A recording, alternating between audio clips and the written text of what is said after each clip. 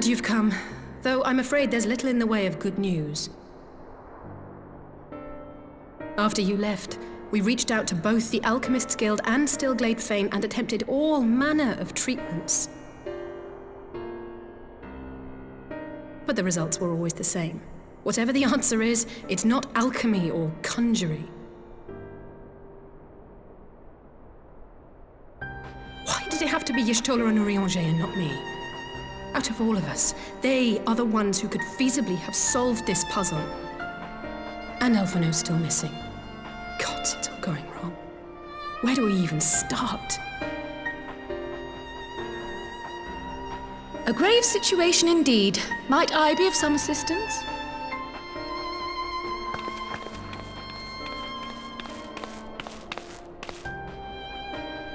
Cryle, I thought you were busy delving into the mysteries of Eureka. When word reached me of the plight of our friends, I could not well stay away. As a fellow scion, not to mention your erstwhile mentor, this is one of those times you should feel free to call on me, regardless of my personal circumstances.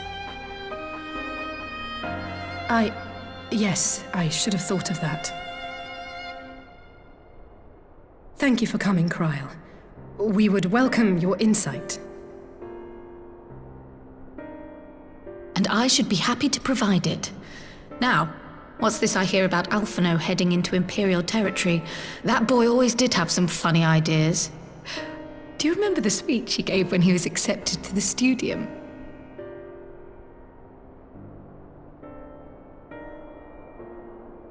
My life's goal is naught less than the salvation of this star.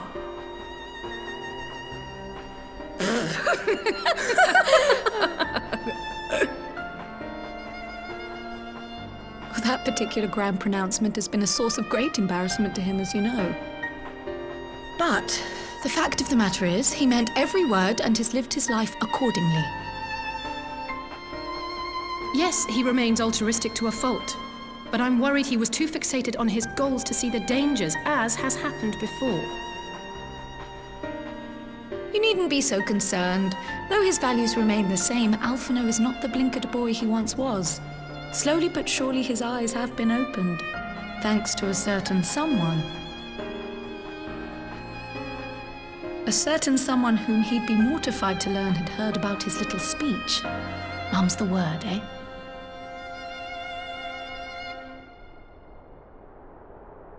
Right, I'd better have a look at our patients. They're in the infirmary, I assume.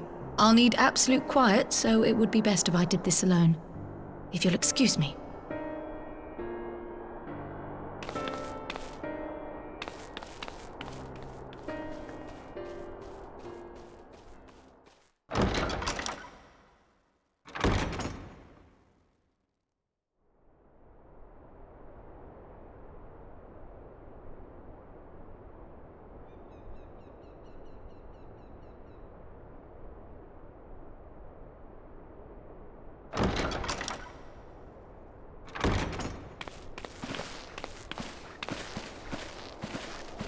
All three are in fine physical health. At a glance, I would say they were merely sound asleep. Except for the fact that I couldn't sense the slightest trace of them in their bodies.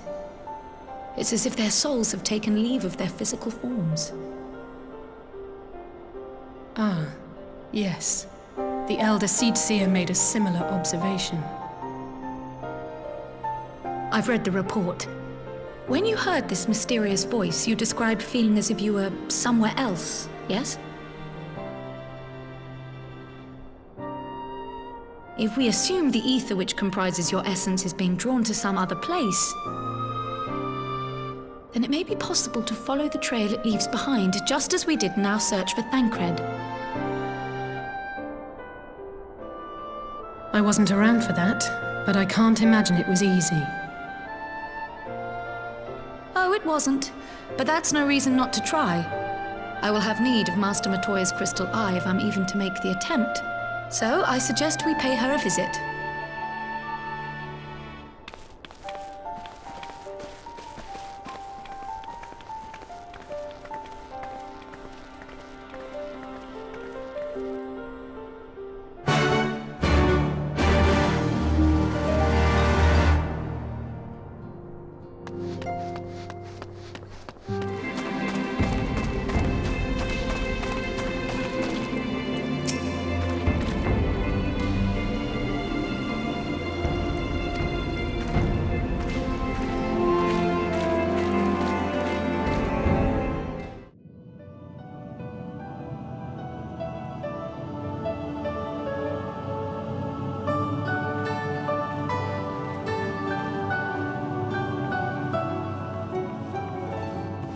begun to disturb my peace again, have you?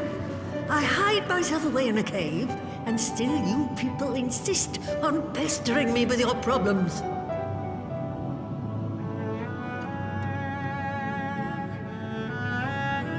Oh, I mistook you for young what's-his-name, but I see now you're the sister. Weren't you supposed to be the lively one? I've seen happier faces at a rain-sodden burial.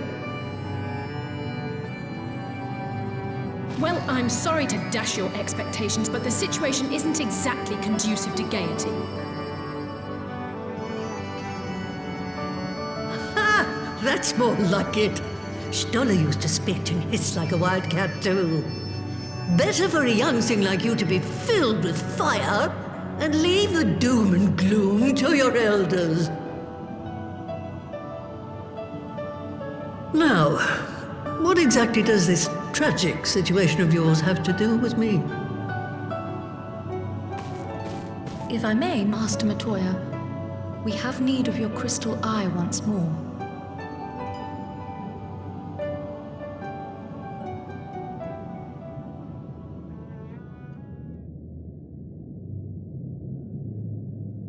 And Stoller is one of the afflicted, is she? Very well. She may be an ungrateful stray, but she's my ungrateful stray, and I'll not see her buried before I am.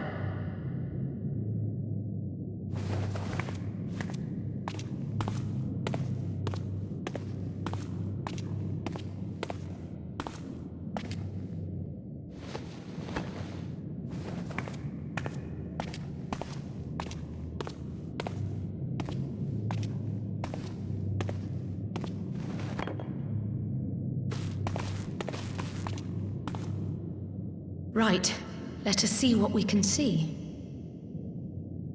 I'll begin from where our friends first fell, and cast my senses out from there.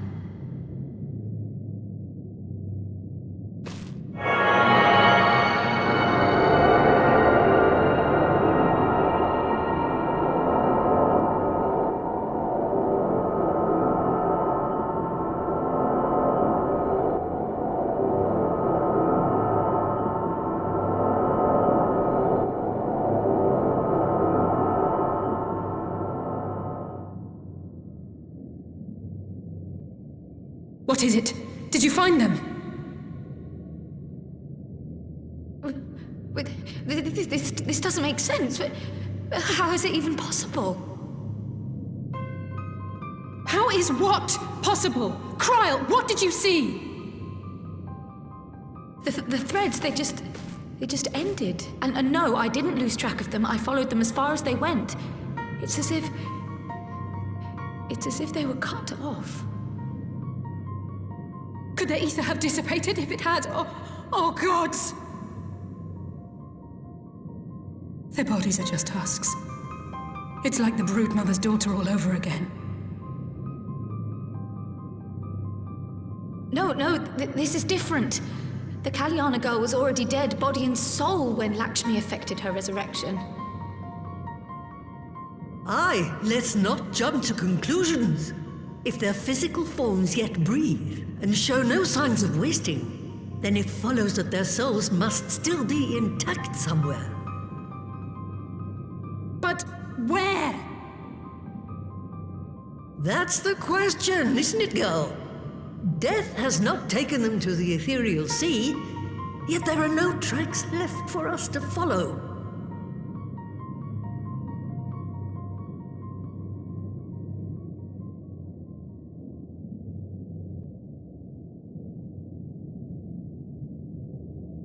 We're no closer to an answer than when we started. But knowing their souls are still out there is progress of a sort. We just have to keep looking. Pray, excuse me a moment. Yes? I remember, but... What, to Alamigo? We're on our way. That was Lise. Apparently, a group of Populares have defected to Alamigo, and Maxima, the envoy Alphino left with... is one of them. I'm sorry. I realize we've barely begun here, but... Go, child, go! You've made up your mind, and life's too short for dithering. I'll do some digging in the meantime and see if there isn't some other method we could use to continue the search. Let's be off then.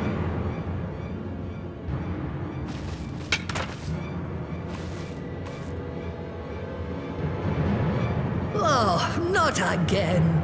The enchantment barely seems to take these days. I chalk it up to old age, but I rather doubt it's that simple.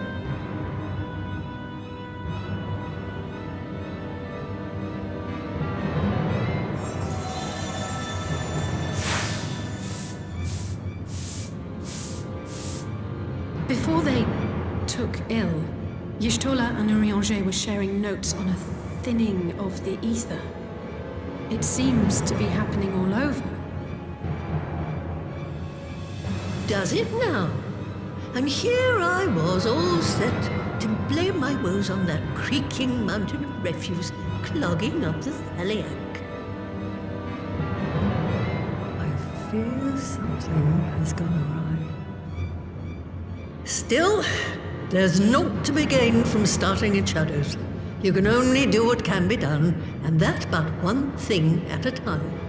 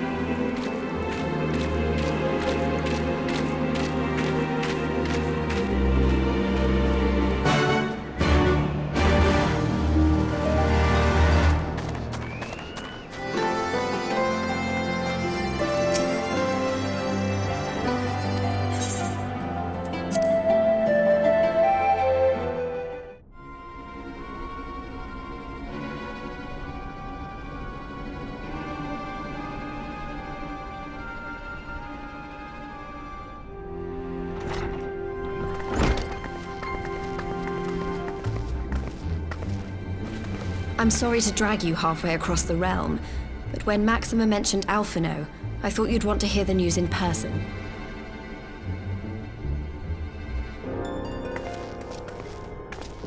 Ah, we meet again. Though I was hoping our reunion would be under more auspicious circumstances. What happened to my brother? Where is Alphino? Never fear, my lady. Your brother was in fine health when I took my leave of him, and I have no reason to assume that has changed. You assume? If you will allow me, I shall endeavor to explain events. Our troubles began not long after we departed Doma. While crossing the burn, we were fired upon by the Emperor's personal guard and forced to make an emergency landing. As we stumbled from the wreckage, our attackers fell upon us again, and we would have perished there and then were it not for the intercession of a third party, a band of mercenaries whose leader claimed to pursue a vendetta against the Ascians. This shadow hunter, as he styled himself, then escorted us out of the wastes to relative safety.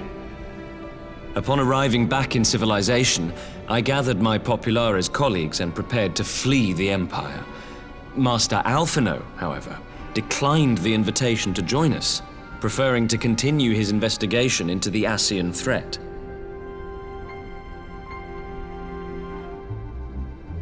Well, At least he's not lying in a heap in the burn. Tell us more about these Ascian hunters. Who are they? And is Alphino still with them? He is. As to who they are, I'm afraid I have nothing to tell you. Beyond the fact that they root out and destroy Ascians, they were unwilling to divulge anything which might serve to identify them. They would not even reveal their next destination. But Master Alphino asked to accompany them all the same. Since parting company with your brother, we've been engaged in a game of cat and mouse with the Emperor's Guard. We made our way through province after province, finding the army busy restoring order wherever we went, until we finally arrived here in Alamigo. I cannot thank Commander Aldin enough for giving us such an unexpectedly warm welcome. I'm not inclined to turn away refugees, no matter which land they call home.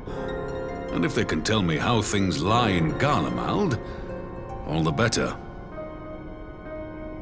On that subject, there is much I would tell you. During the course of our journey, we heard tales that an entire rebel army had been slaughtered in the space of a single night. It would seem my former comrades grew tired of putting down uprisings in the conventional manner, and chose instead to bring a formidable new weapon to bear. Details were sparse, but the rumor alone was enough to dampen the flames of rebellion. I have also heard reports that several companies have withdrawn from their designated provinces and begun marching westward. It is my assessment that the Empire's forces are mobilizing for a large-scale military engagement. Westward? You mean they're getting ready to invade Alamigo? We knew this was coming, but not that it would be so soon. We've barely even begun to shore up our defenses. They won't stop an invading army. No, they won't. Dispatch messengers to the Alliance leadership requesting reinforcements, and send word to our officers in the field to hasten completion of those border fortifications. Prepare to meet the Imperials head on!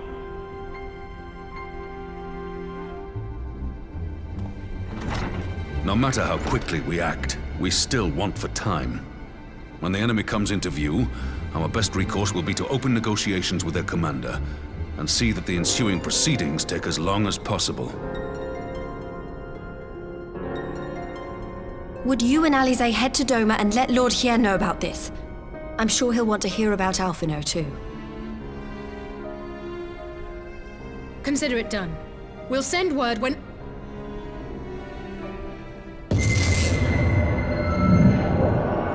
Untold sorrow must be changed. Ahead looms a calamity. Eon become instant. Throw wide the gates.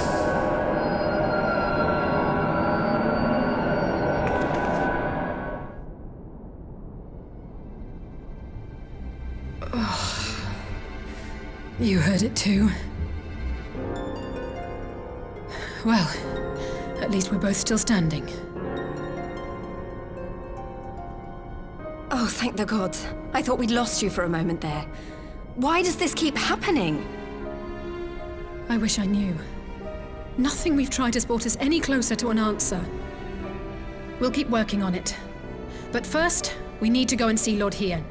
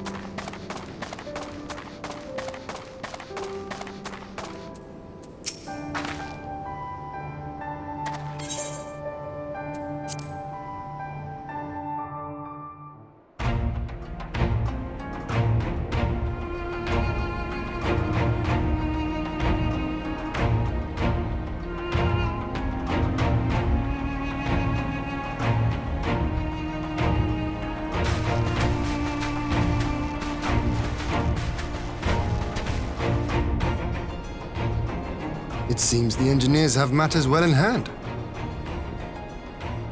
Should the barrier work as we intend, Doma will be free to reinforce her allies in Alamigo without fear of weakening her own borders. Honored friends, the time has come to put your hard work to the test. Start the generator.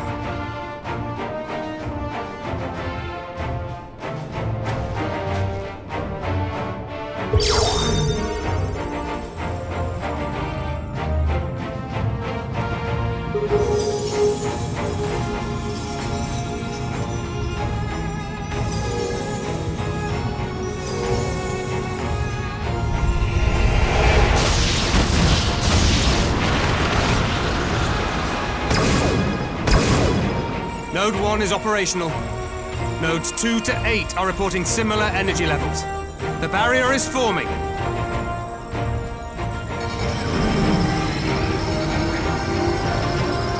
$1,000 yards, 2,000, 3,000. Expansion remains smooth. No fluctuations detected.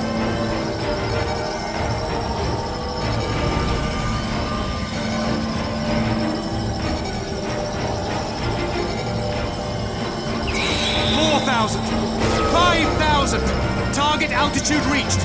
The barrier is holding steady at 5,000 yards. We've done it!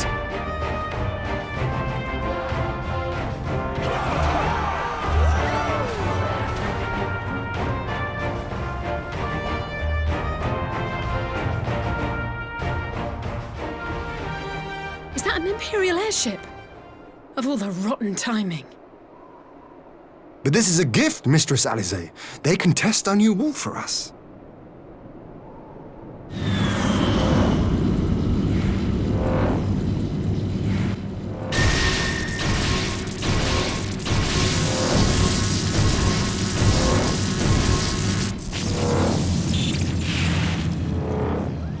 Seems solid enough, though I was hoping for a fireball.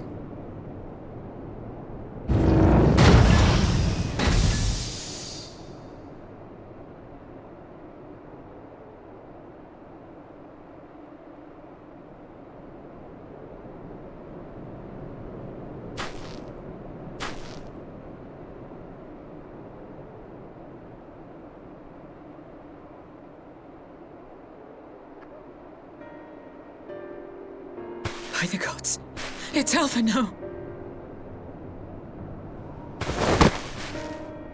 What are you?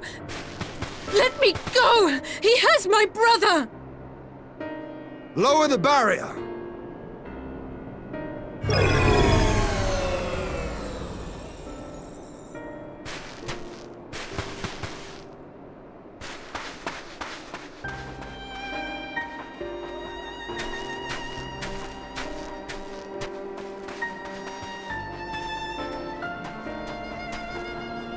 Be at ease, girl. The lad is not dead, merely locked in slumber. No, not him too.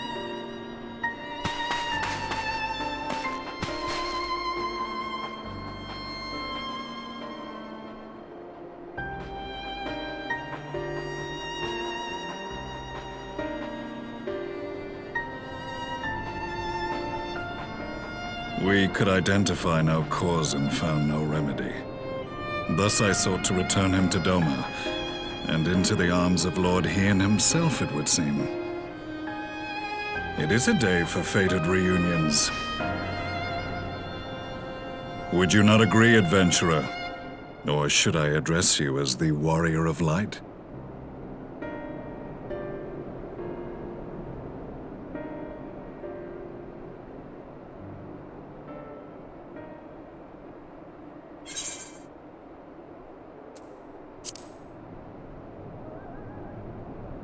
I, Gaius van Baelsar, the Black Wolf.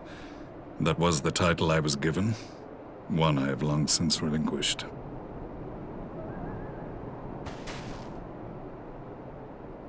Stand down. The legatus of the 14th Imperial Legion died in Castrum Meridianum. I am no more than Gaius Baelsar, a man without rank or allegiance. Impossible! There's no way you could have survived! Do you remember how it unfolded?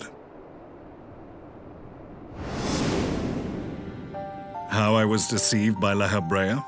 How I was convinced that reviving the Ultima weapon would allow me to bring peace to Eorzea?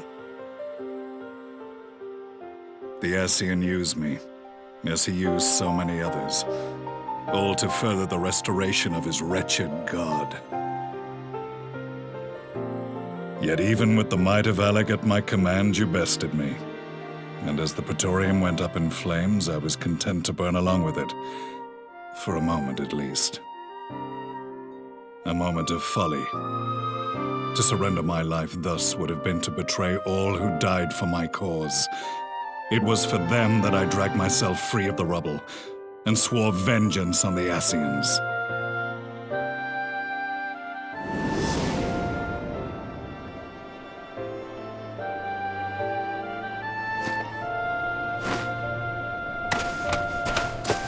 The Black Wolf has shed his pelt, never to return to Garlemald or her legions. I live now only to exact revenge.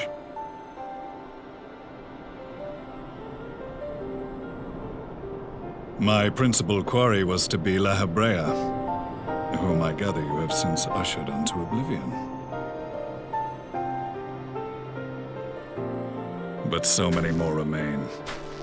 Long as their kind lurked in the shadows, laboring to sow chaos throughout our world, I would see each and every one dragged into the light and put to the sword. Are the Scions not of like mind? In this single respect, perhaps. Then I shall continue the partnership the boy began, and share what intelligence I have acquired. Among the Ascians, the Black-Masked Ilk are subordinate to those who wear red. This you already know. Yet among the Red there exists a hierarchy. Those set adrift with the shards clearly stand below those still joined to the source. Nabriales, who once dared to intrude upon the Rising Stones, belonged to the former group, and while he was indeed a dangerous foe, his powers were inconsequential next to the paragons of the Source. The first was La Habrea, who plagues us no more. There is also the white-robed Elidibus, and the elusive Emmett Selk, about whom little is known. We have files on La Habrea and Elidibus, but I believe this Emmett Selk is new to us? As I assume my brother told you, we have evidence to suggest that an Ascian now walks in the body of the Crown Prince. Have you identified this interloper? Elidibus seems the most likely culprit. As emissary, it is his role to maintain the equilibrium between darkness and light. Your many deeds in Hydaelyn's name have upset the balance, and I believe he seeks to restore it by throwing his considerable power behind the Empire. As a leader of the Ascians, he is one of our primary targets. It was on the trail of this very prey that the boy and I came across the scene of a failed uprising. In the absence of a single Garlean casualty, we inspected the bodies of the rebels, and the lack of any external injury drew my immediate attention. They had been slain by Black Rose, an alchemical invention of the Imperial Army. When I yet served as legatus, I ordered its production halted, and all stockpiles destroyed. Toxic gas is not a tool of conquest, but of extermination. Toxic gas? This must be the new weapon Maxima warned us about. Something deadly enough to sweep away all resistance in a matter of hours. Gods. You don't think they're planning to use this in Alamigo, do you? Put your fears to rest. We infiltrated the production facility and destroyed all existing stores of the chemical along with the plant itself. Even should they rebuild the operation, they will not soon manufacture another batch. Regardless, I would draw your attention to a directive we discovered in the plant's records. The document was marked with a recent date and authorized with the signature of one Zeno Galvas.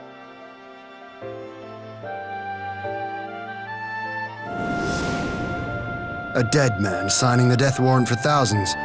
'Tis bad comedy.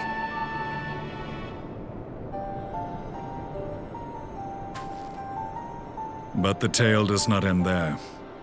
Within that same facility was a chamber filled with devices of elegant design. Cloning technology, we realized. And what should we find in each and every incubator? But a young Emperor Solus.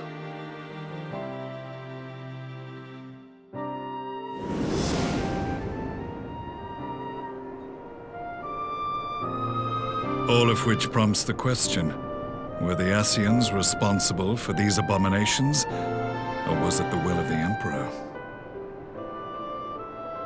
I must know which hand guides the Empire. Though I have given up my rank, I am yet a son of Garlemald, and I will fight for the future of my homeland.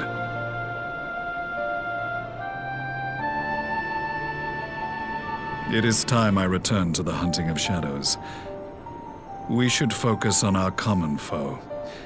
To reopen old quarrels now would serve no purpose. You saved my brother's life, so I'm willing to let sleeping dogs lie. But in truth, it's not my decision to make.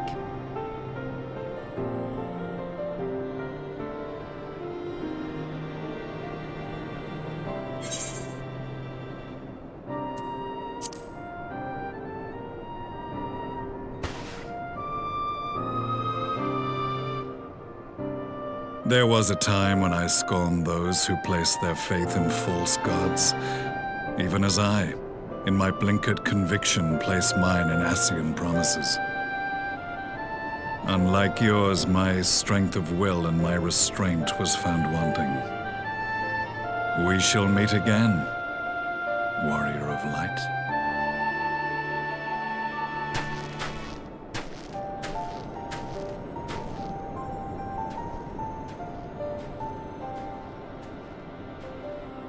So that was the infamous Black Wolf. An unexpected ally, to say the least.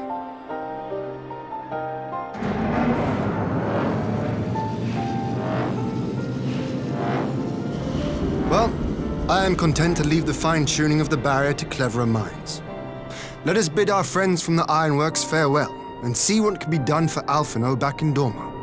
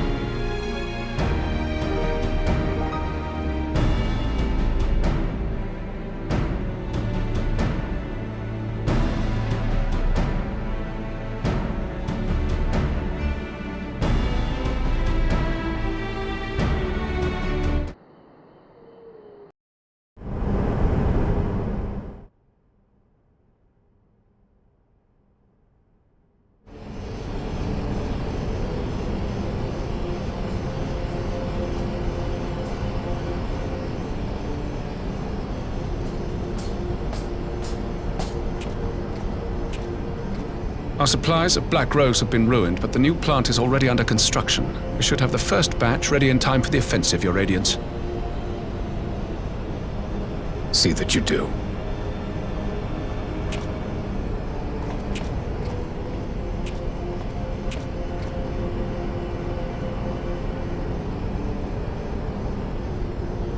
Ah, yes, the infamous Black Rose. If I recall correctly, Gaius did not much care for the invention.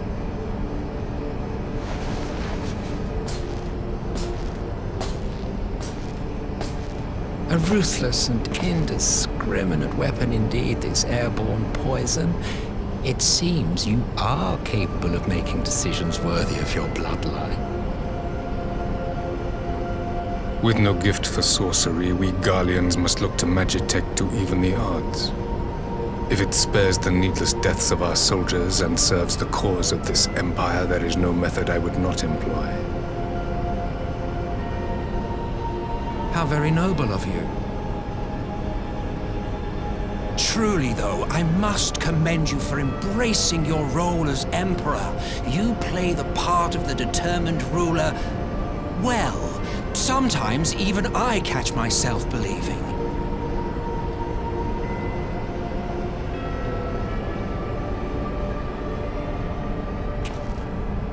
A silent agent of death. Now that I think on it, Black Rose may well possess the perfect aspect.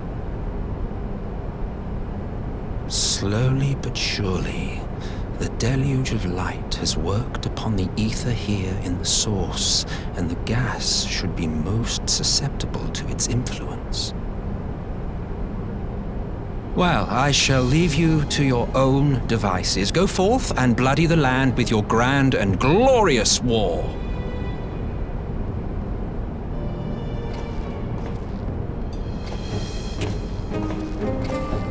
While you do what, precisely?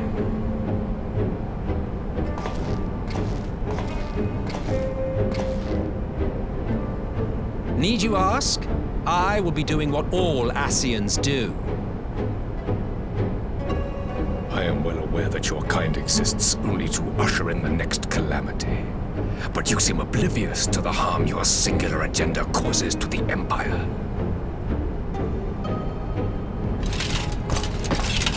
You cannot have forgotten the events which followed your mortal demise.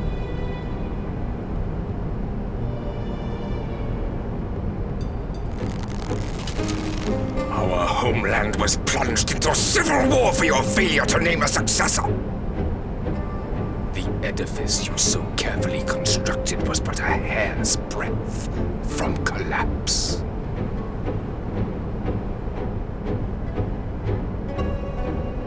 Are you truly so naive? You thought me oblivious to the consequences of a departure so painstakingly timed? It was by design? Well, of course it was. Though I will admit the resulting panic exceeded even my wildest expectations. But how can you be surprised? Throwing the world into disarray was the very purpose for which this nation was, as you say, so carefully constructed.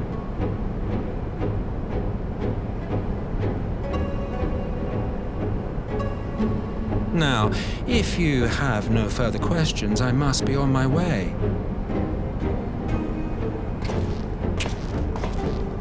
Since we may not meet again in this lifetime, it would be remiss of me not to offer a word or two of gratitude. I really must thank you for this surplus of vessels. I can mold any host into my own image, but having bodies tailor-made for me in this fashion is so much less tiresome. You dabbled in elegant cloning techniques, yes? It certainly is a compelling, not to mention entertaining, field of research. And of all the options available, you chose the founding father on whom to experiment. You have a twisted streak to you, Varus. Like grandsire, like grandson, hey?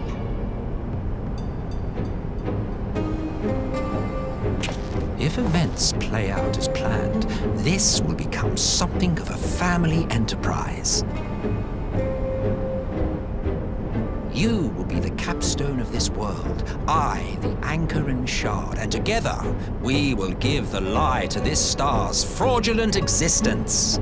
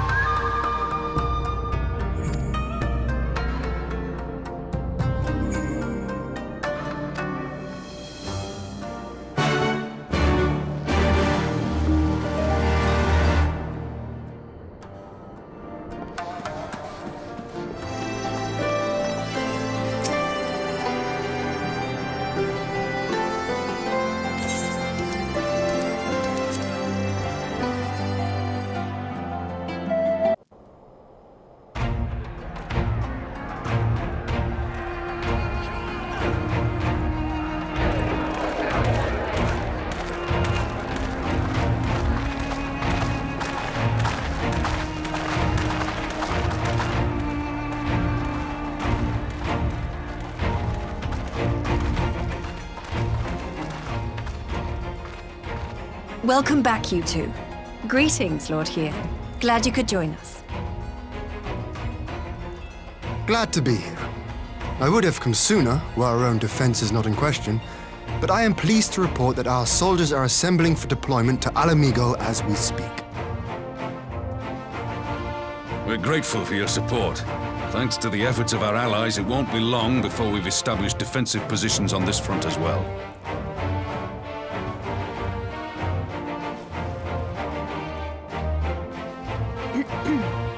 We have some good news, too. Alphino has come back to us. As for the bad news...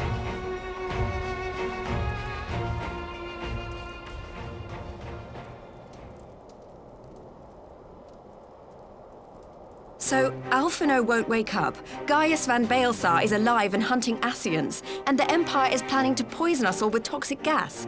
Does that sound about right? Ordinarily, any one of those things would have left me in shock. But the way things have been lately, it's all starting to seem pretty normal. Getting back to your report, are we sure this Black Rose is the weapon Maxima was talking about? It fits the description. And it seems we have Alphino to thank for sparing us an early demonstration of its effectiveness. I have a feeling this won't be the last time his bravery in the Empire will serve us here in Eorzea. The threat of an unknown weapon has had us all on edge. But now that we know what we're dealing with, we can take steps to defend against it. As for Gaius, I'm not sure what to think. Am I happy he's alive? Not in the slightest. Am I happy he's hunting Ascians? Aye, I'd have to say I am. Oh, speaking of Garleans you didn't expect to see, we have a tale of our own, as it happens. When we sent envoys to the Imperial Army to request talks, they returned with the message that Varus Zos Galvus would be attending.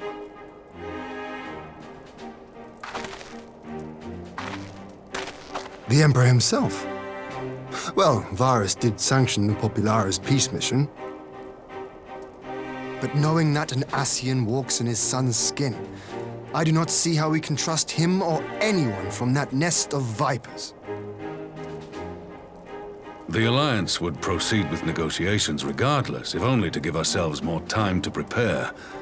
We do, however, require your cooperation. Right. Yes. So, as a condition for the talks to go forward, the Empire has requested that a member of the Scions be present.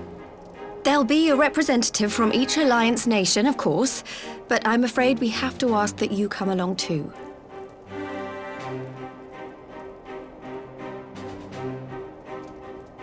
God, Lise, you know how much I hate politics. But then, what choice do I have? Alphino and the others aren't going to do it. Very well. I shall attend as the Scion's representative.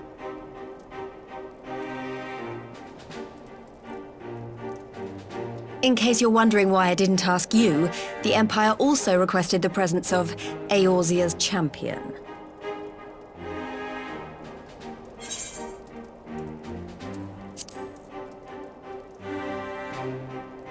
That's settled then. We don't know what Varus means to bring to the table, or why he wants you there, but having you close at hand will make all the difference. The meeting will take place on the border. Anticipating an early assault, we mean to position the bulk of our forces nearby. The Alliance leaders should already be on their way. Once you're ready, we can head out and join them.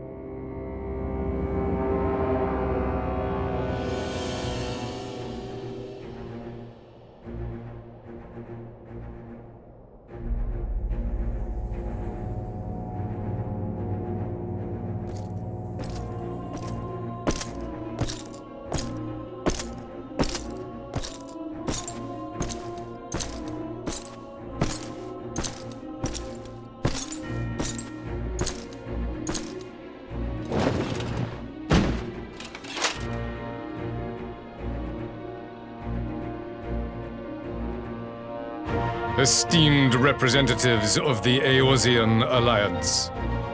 On behalf of the Garlean Empire, I thank you for inviting me here today.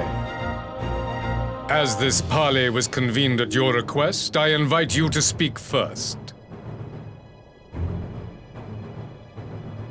Very well, Your Radiance.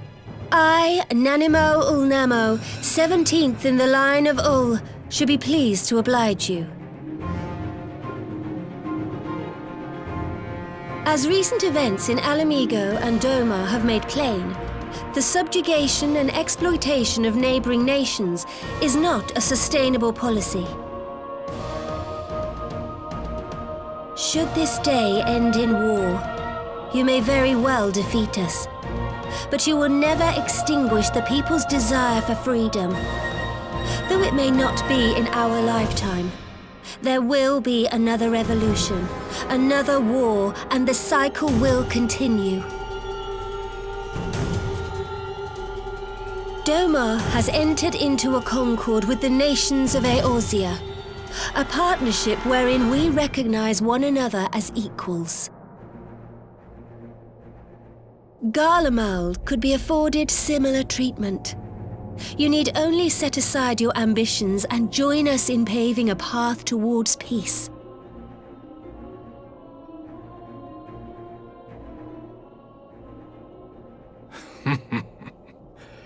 You will not win me over with sophistry, Your Grace. As you know only too well, this alliance lacks the strength to keep the peace within its own borders. Even now, your struggles with the Beastmen continue unabated. Divided, you sow this fertile soil with the seeds of your differences and reap naught but discord and chaos for your trouble.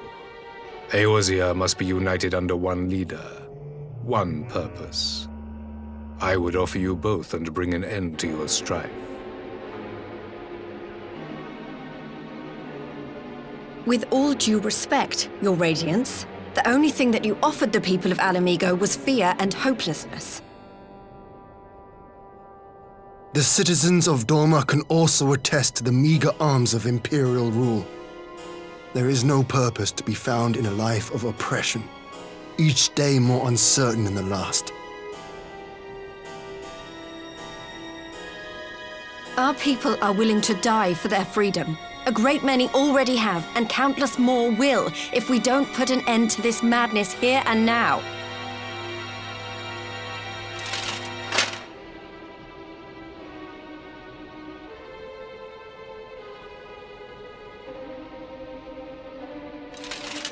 We brought order and stability to your lives. This madness and bloodshed is of your own making. You broke the peace, not Garlemald. Peace. Order. You kill our peoples, despoil our lands, take everything that is ours. And what? You expect us to lick the boot that grinds our faces into the dirt?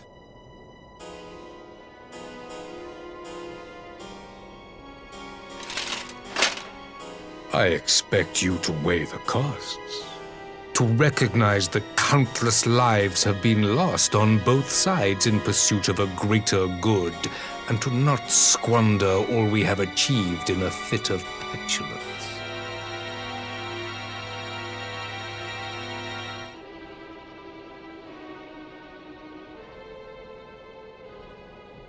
Your Radiance. I fear I can personally attest to the dangers of pursuing one's vision with such righteous fervor. For 1,000 years, the Holy See of Ishgard waged war with dragons.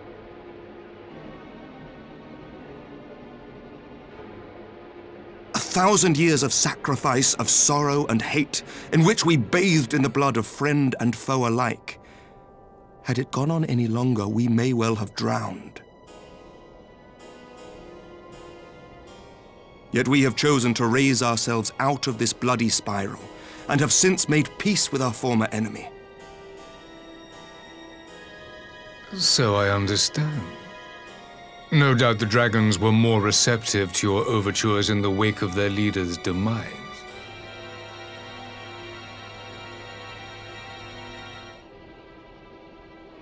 You speak of peace, yet use war to achieve it. Your father would not have bothered to obscure his intent with honeyed words. He understood that strength is all that matters in the end.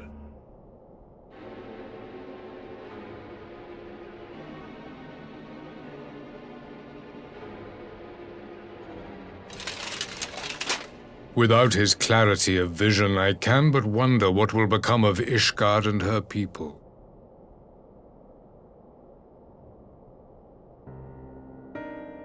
There was a time when Garlemald too lacked a leader of conviction. Weak and unable to wield magic, we were at the mercy of the strong from whom we sought refuge in the bitter cold of the north. Were it not for the discovery of ceruleum and the subsequent development of Magitech, we might never have gained the power to take back that which was rightfully ours.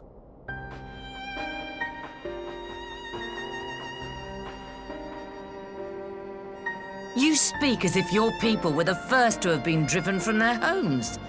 Limsa Lominsa was built by wayward souls in search of a place to call their own. On the shores of Vilbrand we found it, and from those humble beginnings did we grow and flourish. And all without robbing our neighbors of their liberty.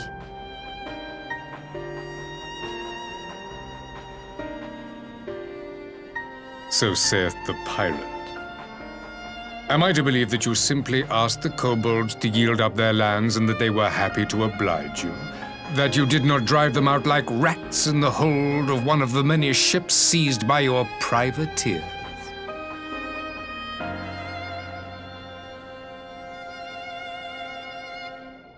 I will concede that after centuries of exile, reclamation may be mistaken for invasion. Nevertheless, it is not. And those who till stolen soil have no right to object when cast out in turn.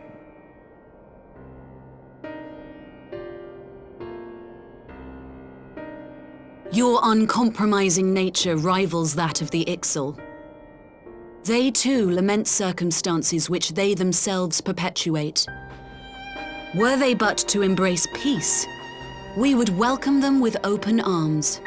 Indeed, some few have done just that, and now receive of the 12's Wood's bounty.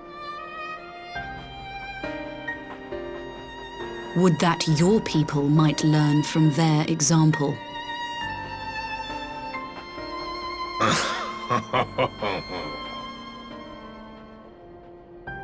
You dare compare us to the Birdmen? You who thought to invoke the 12 and threaten all of creation?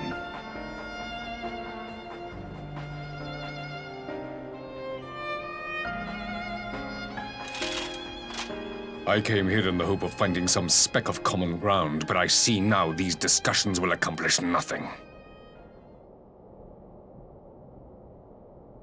Despite what you people may believe, I am not wont to choose the sword over the olive branch. 'Tis but a pity men are loath to accept one without first being shown the other.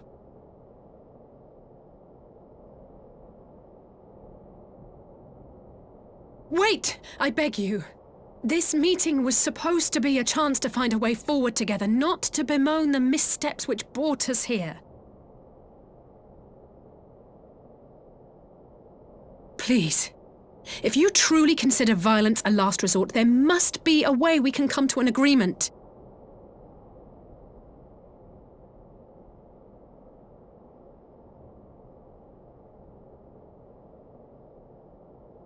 As Mistress Alize says, we did not come here to bicker over the past, but to discuss how we might strive towards a brighter future.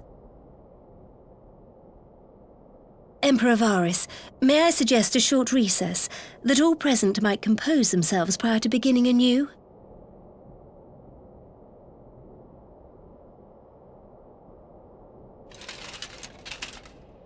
Very well.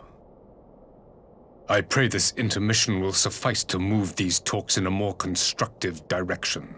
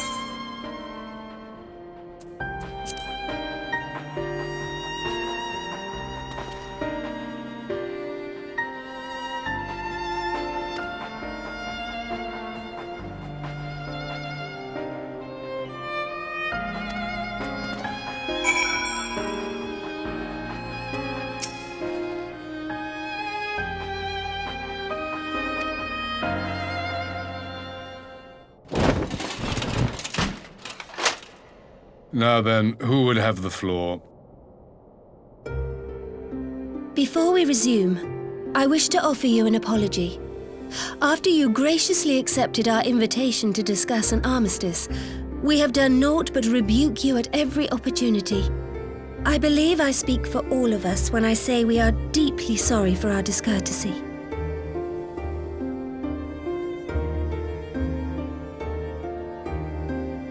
I'll admit your familiarity with our affair surprised me, and served to remind me how little I know of yours. I think all here can understand the desire to reclaim one's homeland.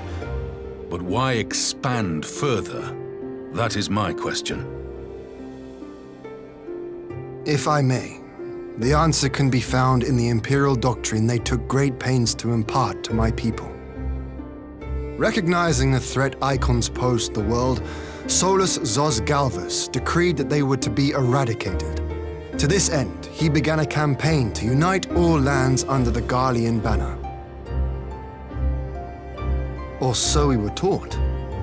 Yet the Emperor only reached the burn, the Baron said to have been laid waste by icons, after conquering all the lands that lay between. What is more, I am quite certain the practice of summoning was not nearly so widespread in the days before the Empire's founding. When you put it like that, it all starts to sound like an excuse, doesn't it? But to distract from what? Why are you really waging this war?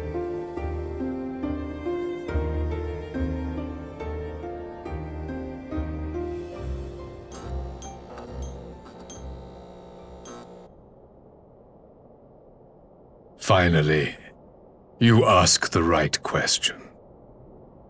I can but hope you heed mine answer and at last accept the righteousness of our cause. My goal is this: to return the world to the way it once was, the way it was always meant to be. In doing so, mankind will be made whole once more.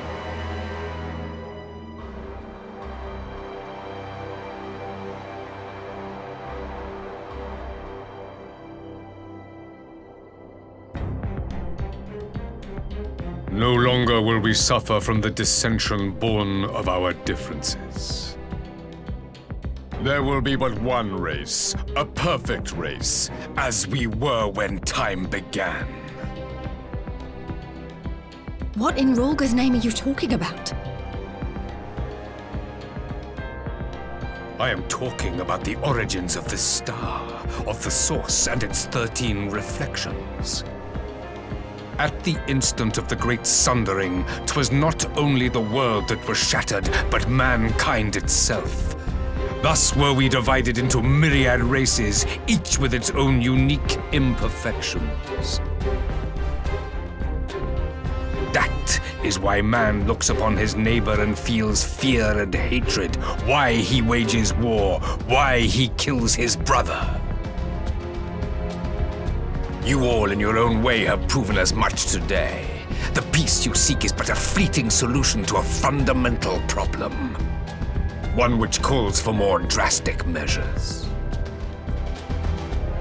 To bring about everlasting peace, our worlds must be rejoined.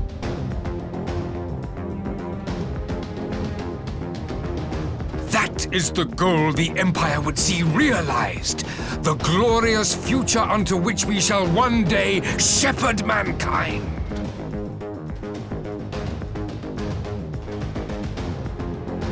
A rejoining of worlds. I have heard this tale of the source and its reflections before. Are these not the selfsame desires as the Ascians? Emperor Varys, do not trust in their words. They will lead you to your doom. My father thought to use them, but in the end he succumbed to their temptations. He embraced summoning like so many other pawns before him. Do not tell us you mean to do the same.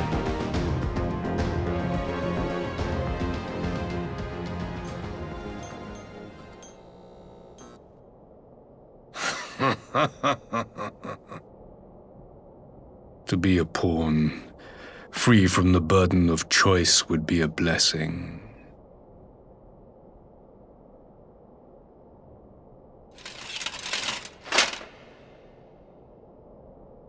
But I forswore that privilege the day I learned that the Garlean Empire was built by the hand of an Ascian. What?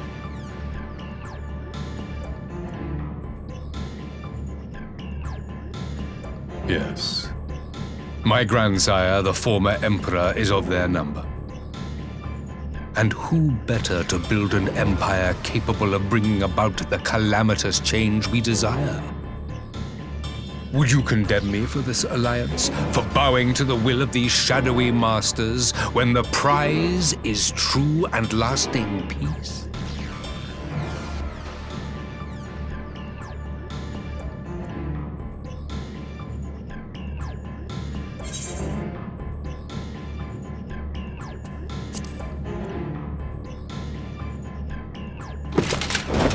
I come not to conquer, but to liberate.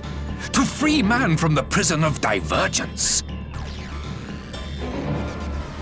Imagine a world united. One perfect race beneath a single standard. An army before whose might these servants of darkness and light would fly as leaves in a storm, never again to meddle in man's affairs. We would be the masters of our own fate. I bid you join me, not as subjects of Garlemald, but of a new nation. And together we shall win freedom for ourselves and generations yet unborn. You want to trigger another half-dozen calamities? You can't be serious!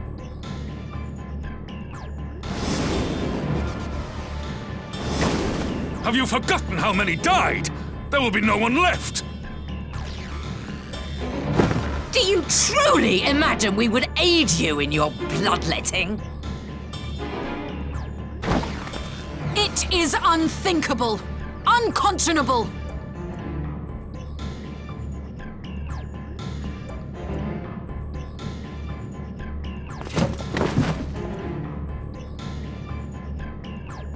And what is the alternative? To be as cattle waiting for slaughter? I would have us work together that we might take fate into our own hands.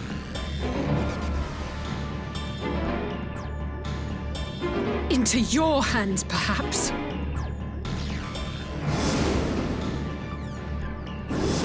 But what of the other worlds, your radiance? With every calamity, you obliterate a star and every soul that dwells on it.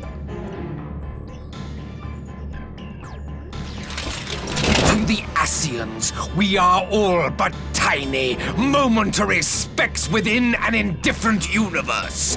We cannot hope to oppose them until we have been made whole once more.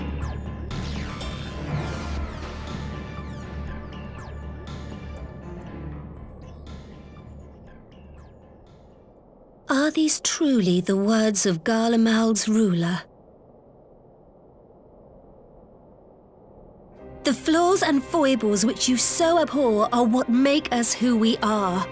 Every nation, even yours, Emperor Varys, is made whole through the combination of these imperfections, the strengths of one compensating for the weaknesses of another. While it is true that man succumbs all too often to anger and avarice, he may yet overcome his baser instincts through the forming of bonds with others, fostering community and cooperation. That the protector of an empire should not only reject these fundamental truths, but seek to change them at so dear a cost to life is indefensible. Such a man is not fit to govern.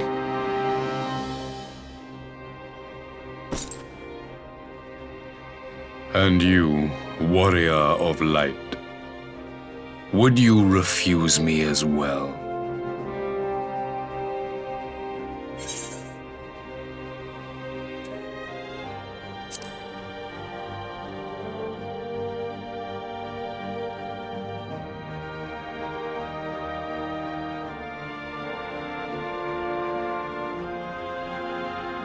It would seem the Alliance is of one mind on this matter.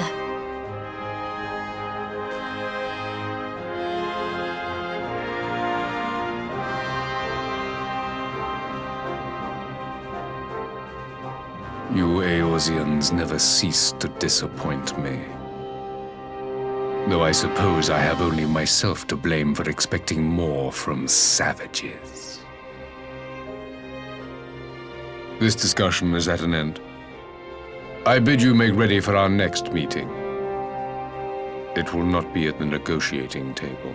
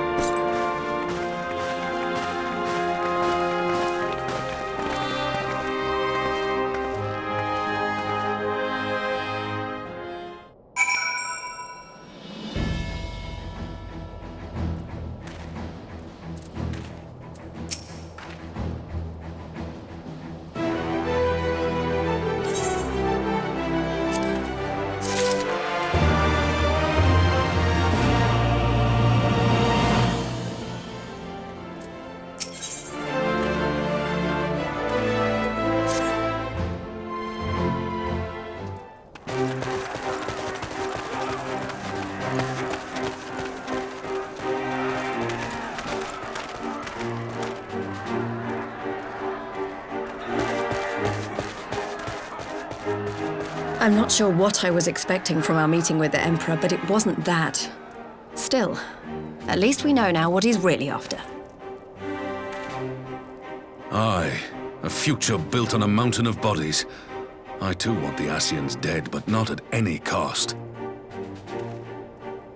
The last of the reinforcements from Dorma arrived not long ago. I pray it will be enough. Given the Emperor's stated goal, this is a battle we can ill afford to lose.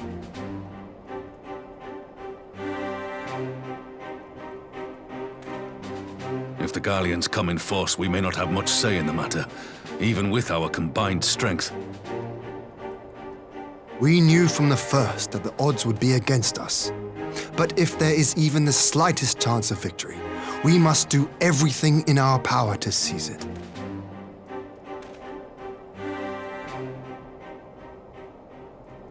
We must seize it, full stop. Hear, hear!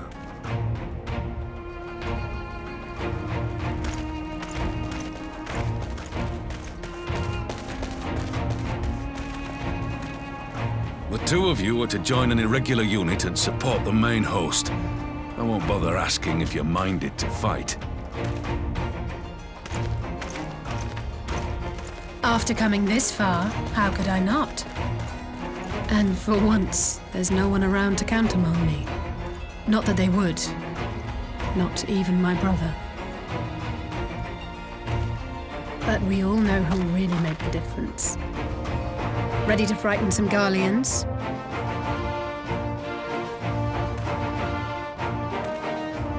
I wouldn't want to be on their side.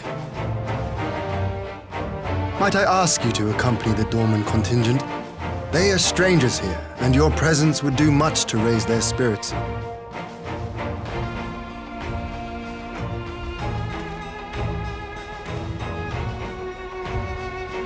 We would be honored.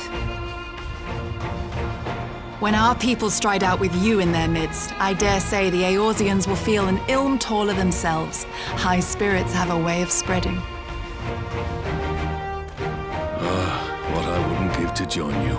But my duties as field commander will not allow it. I'll leave the front lines in your capable hands.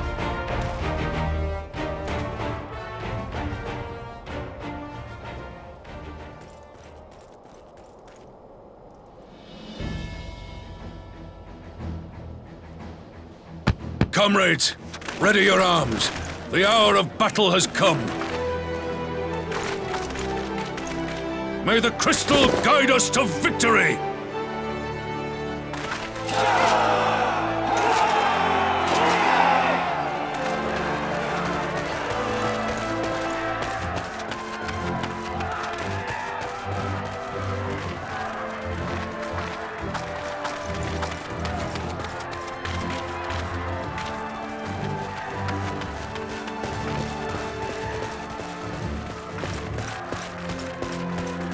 Since the others couldn't be here, we'll have to fight twice as hard.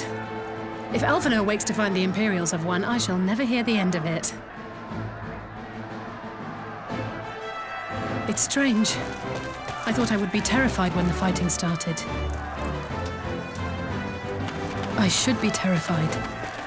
But with you at our side, I can't help feeling everything is going to be all right. So please, don't you dare leave me alone.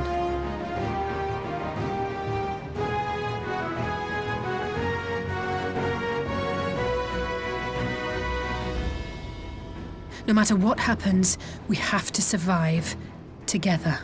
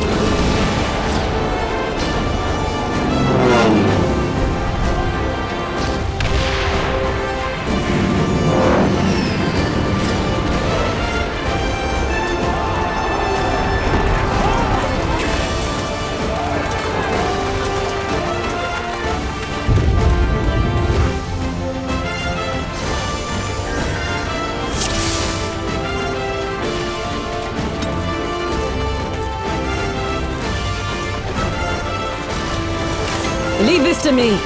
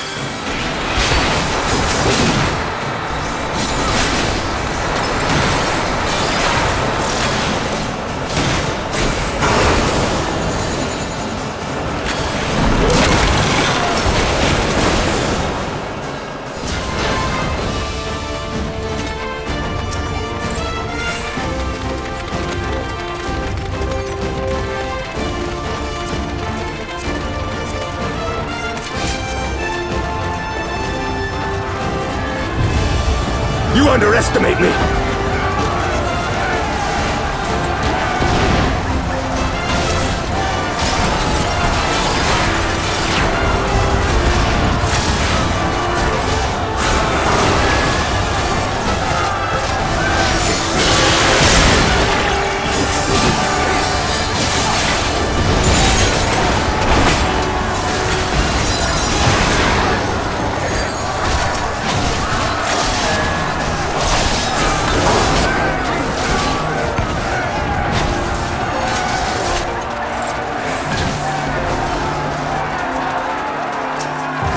This knight does not yield!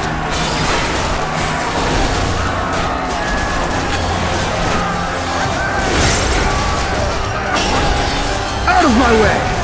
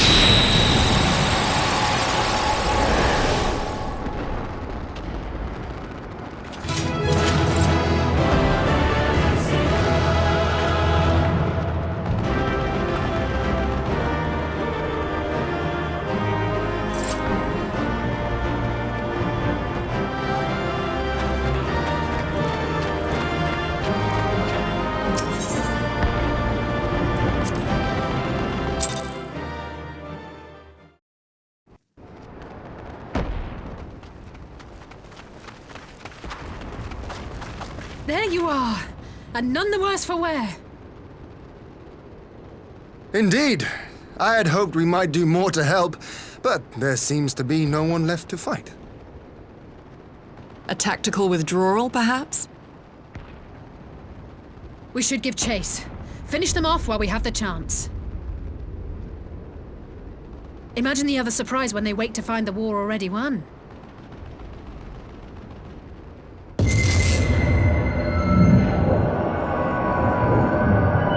The light will expunge all life. Only you can forestall the calamity. Throw wide the gates. No! No! No! Not like...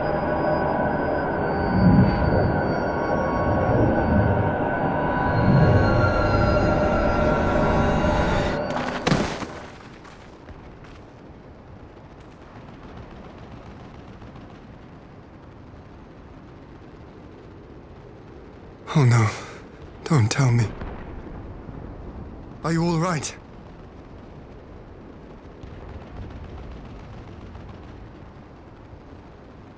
Quickly! We must get her back to the encampment.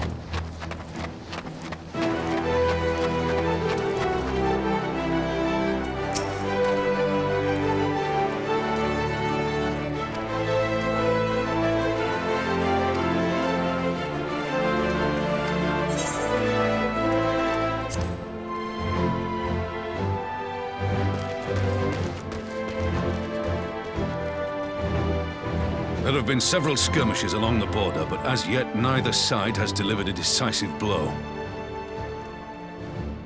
We had long assumed that the Garleans would overwhelm us in a straight fight, but we seem to be gaining ground, albeit slowly. As to why that might be, the most likely explanation is that they have yet to commit all their forces. Still, we're winning, and our latest intelligence suggests the Emperor has retreated back to Garlemald. In light of this, we're considering launching an offensive with the aim of pushing the front line forward and giving ourselves some room to breathe.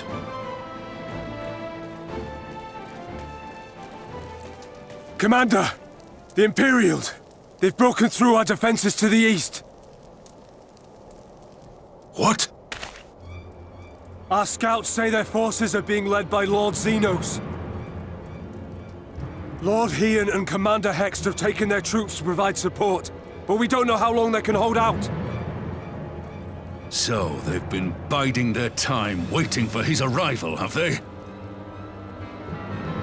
Very well. Send word to our allies, requesting reinforcements for the front line.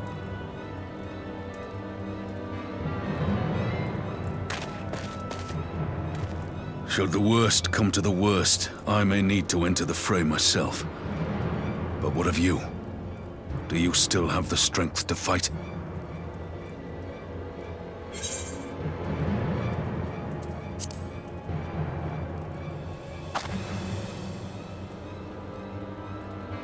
Much obliged.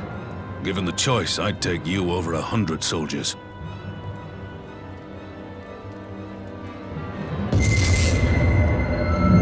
Why won't they open? Please, I bid you open!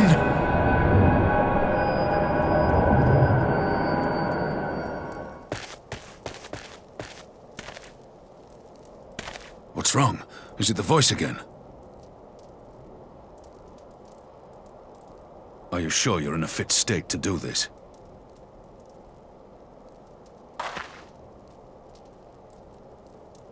May Ralga grant us strength. Give 'em hell, lass. I, for my part, will defend this place to my dying breath.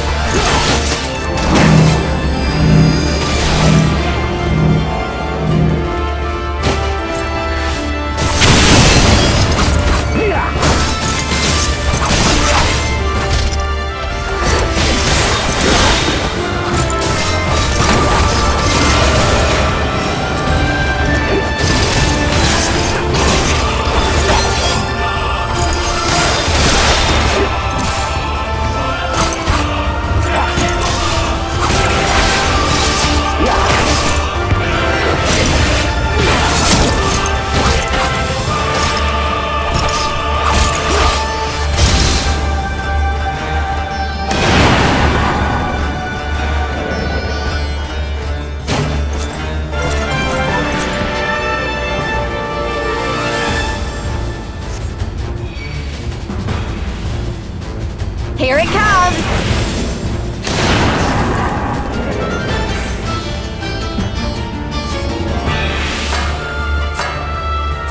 The weave of a shinobi's power.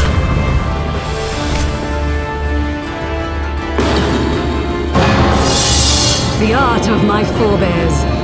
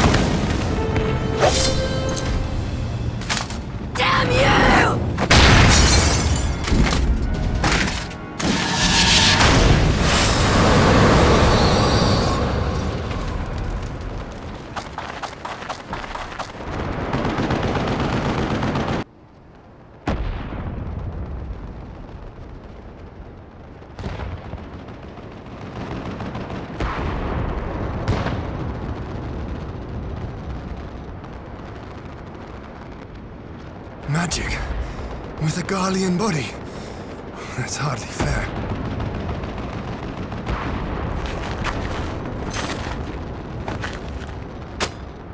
Still, he must be stopped, no matter the cost.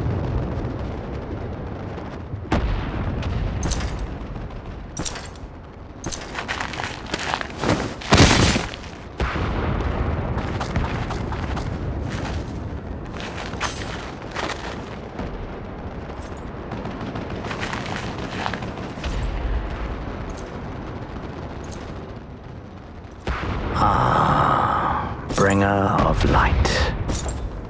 It has been too long.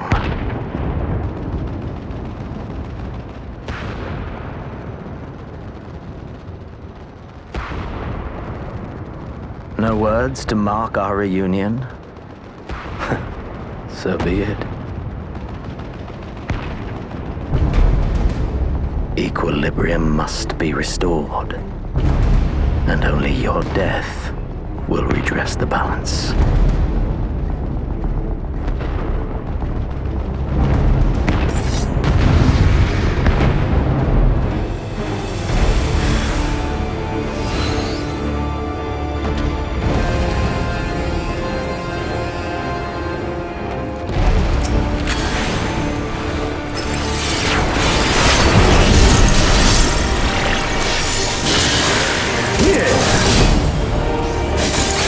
Yeah.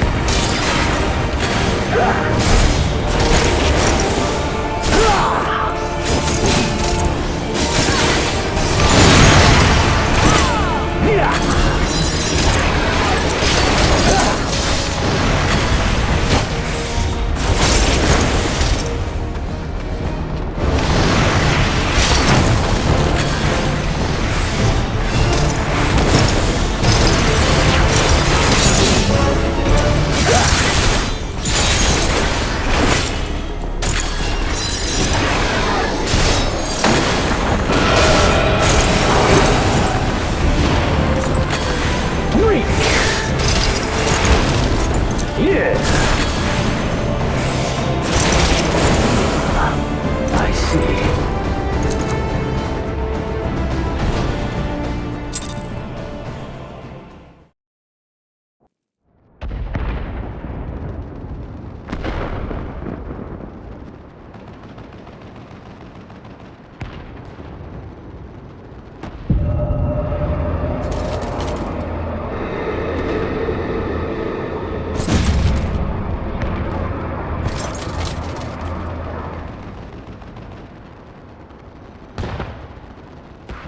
Your mother chose her champion well.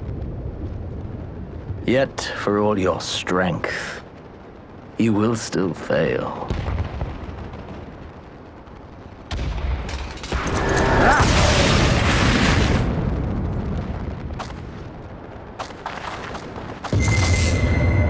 Please, I beseech you.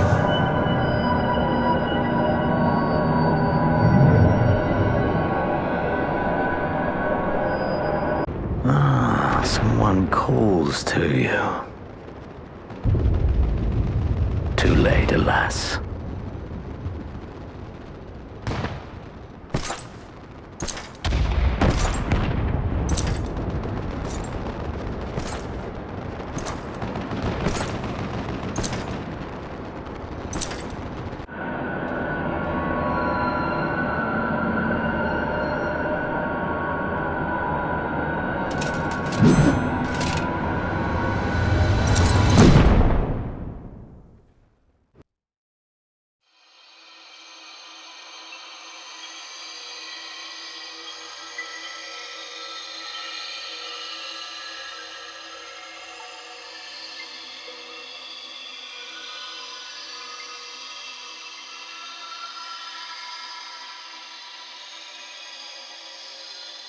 At last, I found you.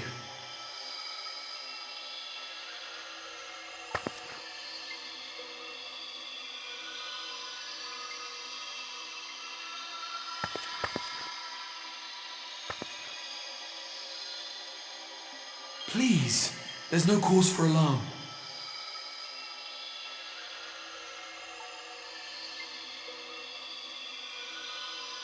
Though, I confess, this is not where I had intended to meet. But the place of our meeting is of no consequence, like the war you wage.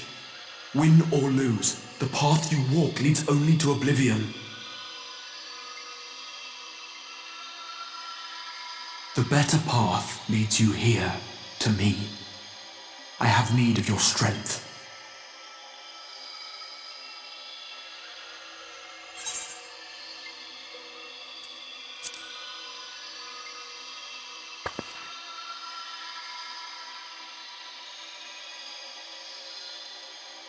The battle is over, the danger past, but your work is not yet done.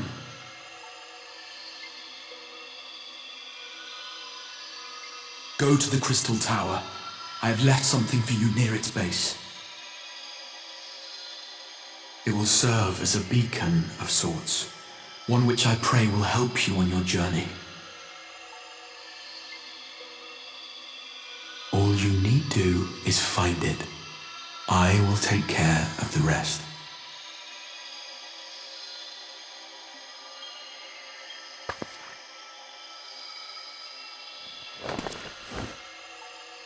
Soon, we will throw wide the gates. And the path to the first will be yours to walk at last.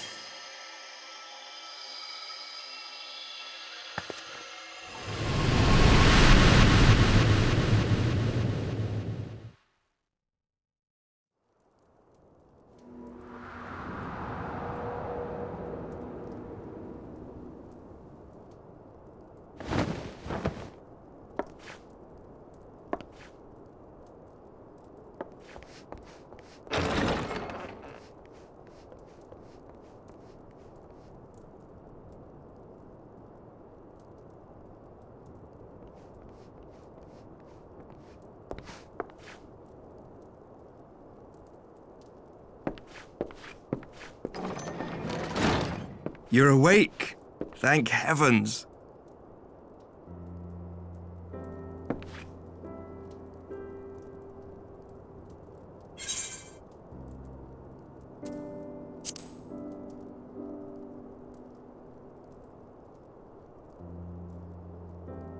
I see you recall that much, at least. In the midst of your duel, it is said you faltered, and that the Crown Prince seized the opportunity to deliver a mortal blow. Yet before his blade could find its mark, he was distracted by the arrival of a second adversary who bore you away from the battlefield and into the hands of our chirurgeons.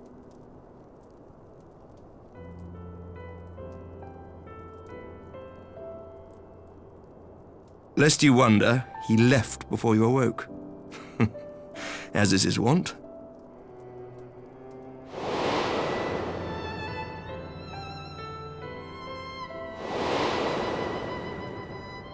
Estinian never was one for emotional farewells.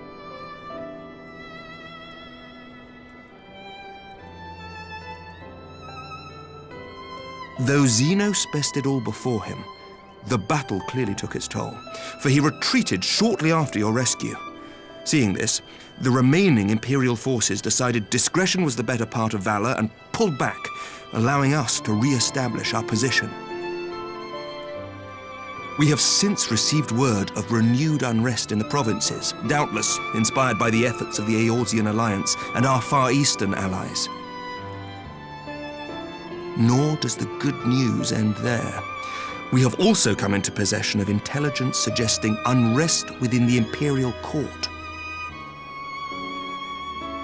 This would certainly explain why both the Emperor and Lord Xenos appear to have abandoned the fight. A long-awaited ray of hope in these dark times.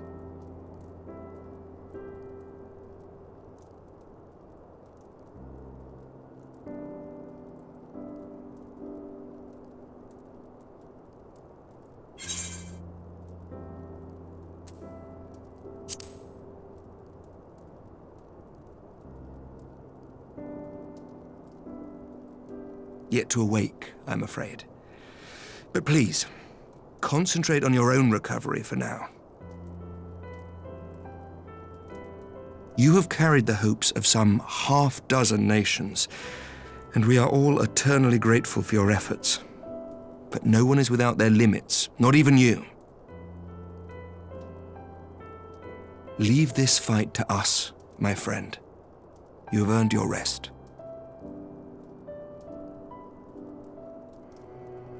But before I forget, I was asked to deliver a message as soon as you awoke. A reminder that you are not alone, though many of your allies have fallen. When you are well and rested, you are to return home, where friends will be waiting for you.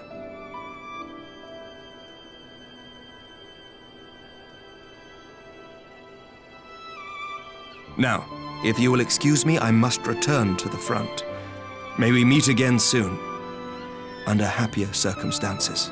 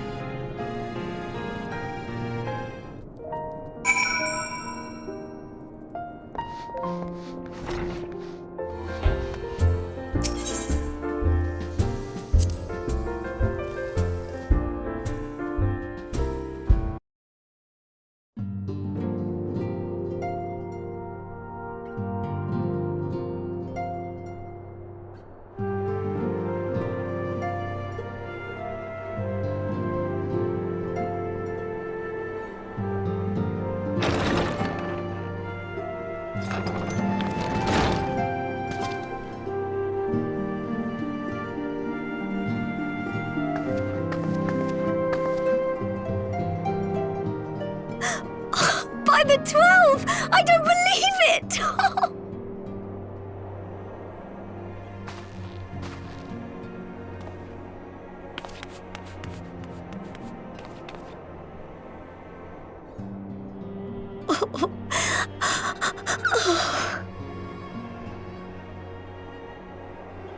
I rushed back as soon as I could. I swear, my heart nearly stopped when I heard you'd collapse like the others. What in heaven's name is going on?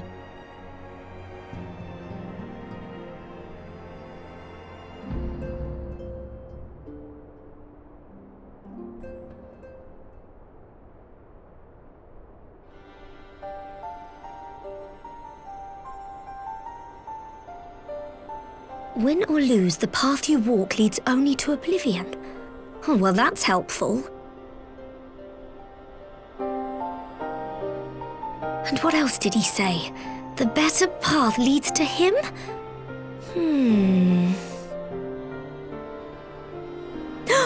If his is the voice you've all been hearing, perhaps the others are with him! Sir Emmerich said the fighting had reached a stalemate, didn't he? But if that monster masquerading as Xenos comes back... Thancred, Y'shtola, Urianger, Alphino, Alize... You're going to need all of them on your side to defeat him. And I forbid you from going to face him on your own, do you hear me?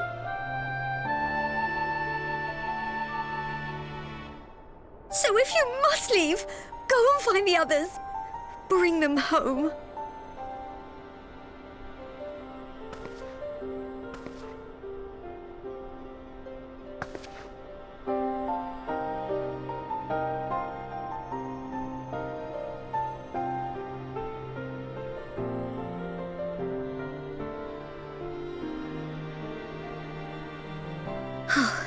As for where to start, you said the stranger had left a beacon for you at the Crystal Tower, right?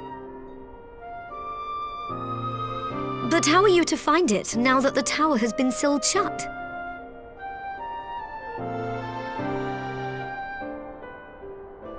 There has to be a way. If anyone would know, it's Sid and the researchers of St. Coinac's find. Don't you worry, we'll find that beacon for you.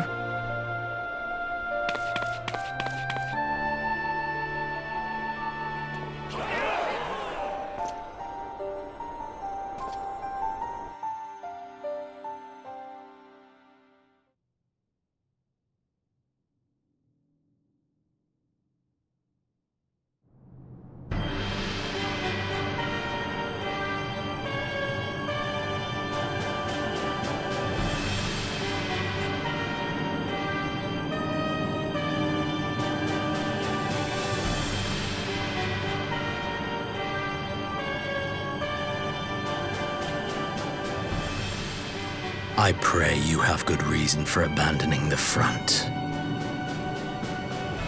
How could I remain there while the rumor that my son is possessed by a demon spreads like a sickness here at home?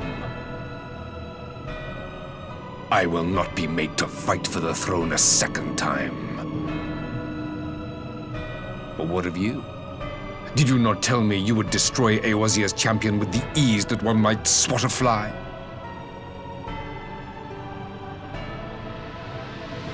A minor setback. She will not escape me again. Where is your grandsire? I would have words with him. How should I know? Do you hide from each other's sight as well? I imagine he's doing what all Ascians do. He must have found a way to take advantage of this turmoil. Men are not pawns to be played with, Ascian. You underestimate us at your peril. This war will not be decided by you and yours. Man must choose his own fate, and I, for my part, will do all within my power to see Garlemald emerge victorious.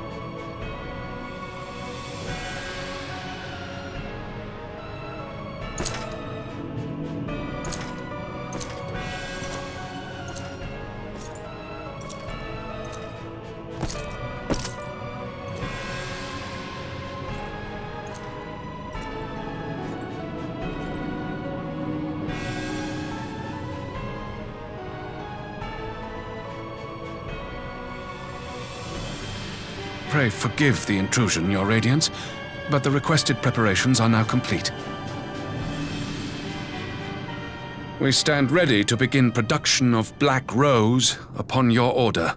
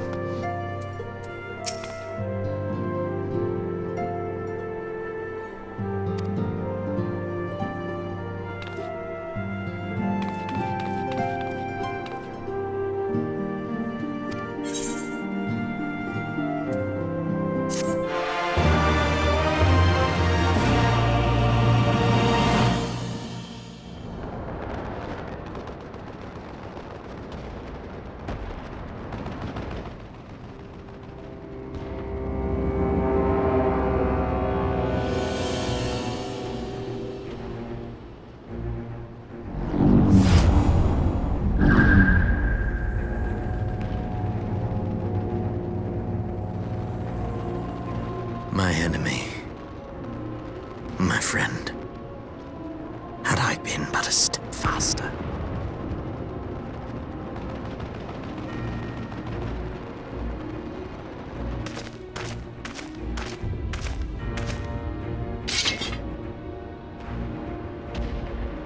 Bloody savages!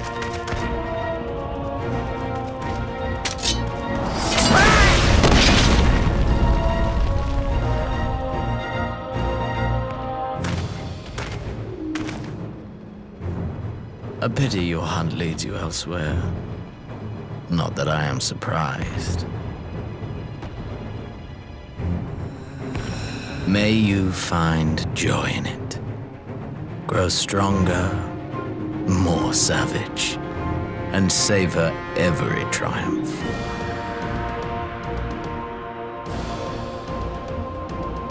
In the meantime, I will reclaim that which is rightfully mine.